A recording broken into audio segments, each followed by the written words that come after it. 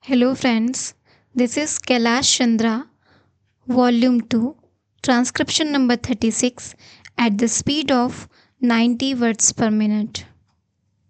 3, 2, 1, start. Madam, Deputy Chairman, I welcome this opportunity to make a few observations during the discussion on the Finance Bill. At this stage, therefore, it is better to use this opportunity to make a survey of the economic situation and find out what the present condition of the people is, whether they are satisfied, and if they are not satisfied, what the reasons are. I feel this responsibility is greater today when the American aid is likely to be reduced, and therefore we have got to stand more on our own legs.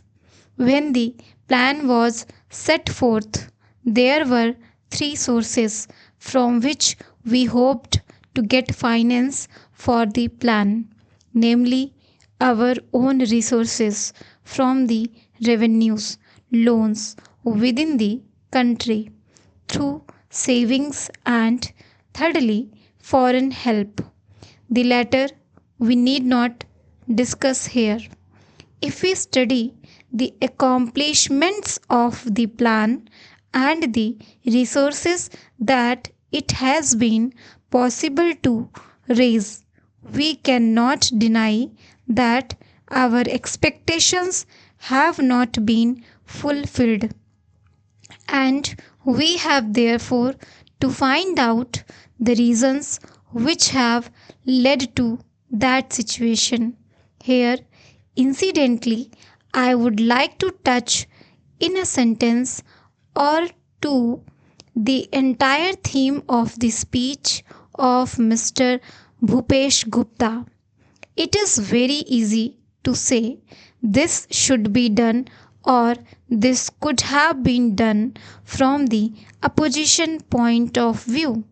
But I would like to ask him a question and he can reply to it later in some other speech, whether in Russia it would be possible for anybody not in the debate in the parliament, but even outside, to utter a single sentence against the government policy.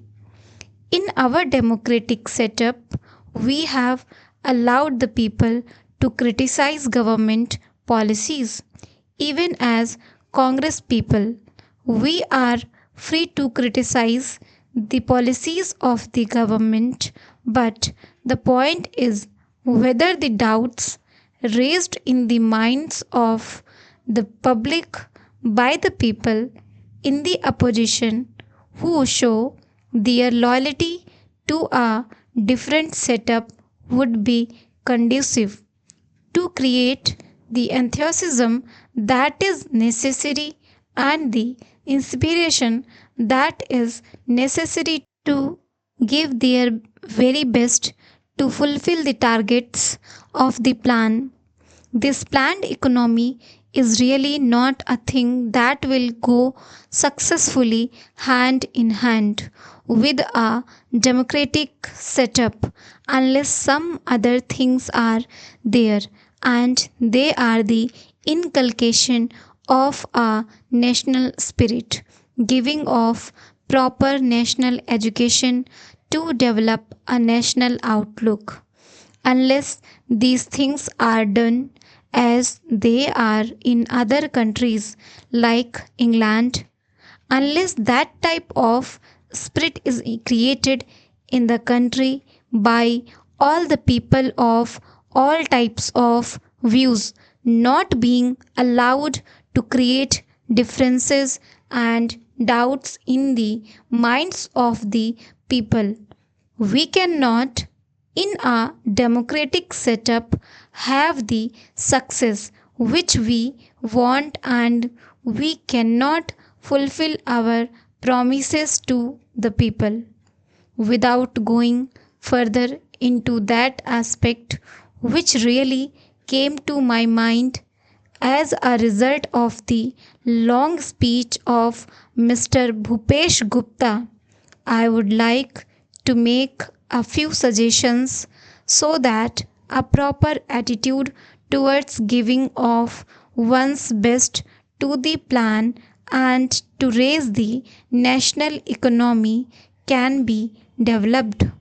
I would like to make 3 or 4 points. Firstly, we have to see that we take steps to check corruption at any level, whether it is among the people in the public sector or among the officials. Then we have also to see that we give a proper type of education, rouse a proper spirit of service. We must also check the trends for inflation and also lay stress on austerity so that the people will feel that there is something at stake. I would not like to take much time of the house. The main problem in our country is the growing population, and in spite of all the efforts that are made to raise the standard of living and raise production, etc., the results are not as easily perceptible as they should have been. That is a separate problem by itself, but in spite of that, it is possible for the government to show better results if the government were to undertake immediately and see that some of the promises that are made, the acts that are passed, and the plans that are drawn up are properly implemented. I have been seeing this lacuna in the present position. Now the government have started a new ministry called the coordination ministry. It was very necessary because the plans of the different ministries sometimes were likely to go contrary to each other's aims. I do not want to go into details. For instance, take the question of the promotion of export. A commodity may be exported, but the price of that commodity in the country to the consumer may go on rising. Who is to see to that? Take tea for example. It had to be exported, and nobody was there to see whether there was enough tea for consumption in the country and what was the price at which it was available to the consumer in the past. Full stop. Thank you.